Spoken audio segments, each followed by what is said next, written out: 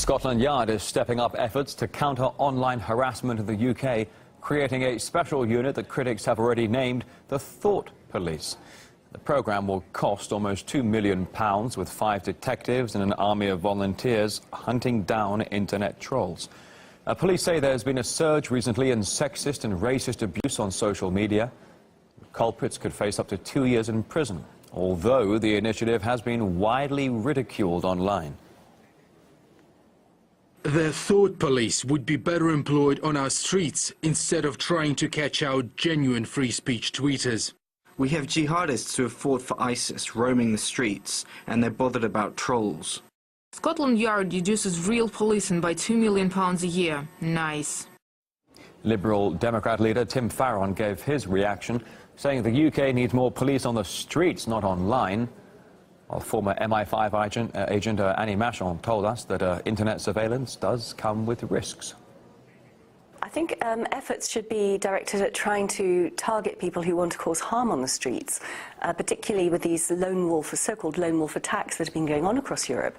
And I've been saying for years now that rather than mass surveillance, which drowns out the targeted information that you need to preemptively stop these type of attacks, in fact, what our intelligence agencies, as well as our police services, should be doing is actually doing targeted surveillance using an array of different types of investigative techniques, not just electronic surveillance, but human information, mobile surveillance, that sort of thing.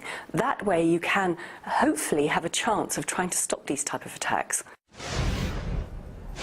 The governor of Wisconsin has declared a state of emergency in the city of Milwaukee, where the U.S. National Guard is also on standby. The city has been hit by a wave of violent protests, with bricks thrown at police and shots reportedly fired. Today's rioting has seen a car set alight and at least one police officer hospitalized with minor injuries. Police have also reported that several arrests have been made. Chaos erupted in the city late on Saturday night in response to the fatal shooting of a young African-American by police. What initially began as a peaceful Black Lives Matter protest quickly descended into a riot as people looted local businesses and set them on fire. Although some people posting on social media appear somewhat divided as to what exactly is really happening on those streets. I told people from Jump and Ferguson this can happen anywhere because the same problems exist in so many cities. That's it. Definitely got a bunch of anger built up. Nothing ever changes until you fight back. If they are gonna kill you anyway, make them earn it. Americans shouldn't line up to die. Black Lives Matter is a terrorist organization which hypes grievance despite any facts and causes cities to burn. Get them out.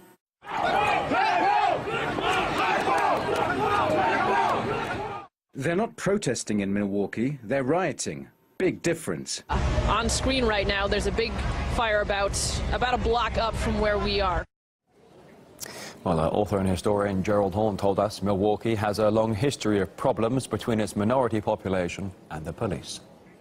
It brings attention, including global attention, which is absolutely necessary to what the protesters are seeking to achieve. We know that in Milwaukee, for years now, there have been justifiable and persistent complaints from the African-American community about mishandling, about roughhouse tactics by the police department.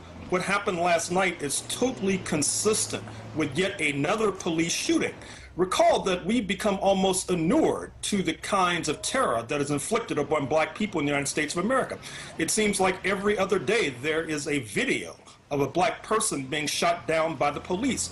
Given that context, the protests that are taking place in Milwaukee are wholly and totally understandable. Tensions between the police and the African-American community in America are on edge. A report recently came out detailing violations that officers committed against black people in the city of Baltimore. The Justice Department's year-long investigation found that the overwhelming majority of people stopped by police were African Americans.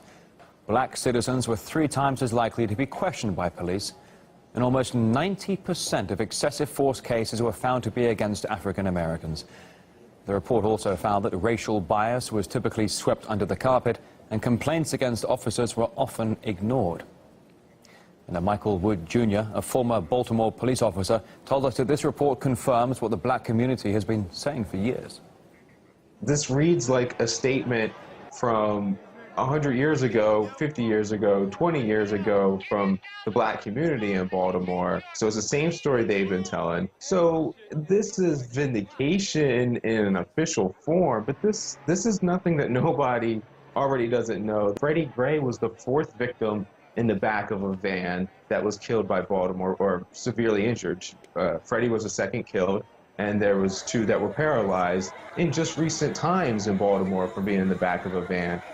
I don't think by any means this is specifically a Baltimore issue. This is more of a theme in the hyper-segregated cities in America than anywhere else. You're watching RT International. Thanks for sharing your Monday with us. Is the UK's Brexit getting shoved onto the back burner? Find out in just a moment.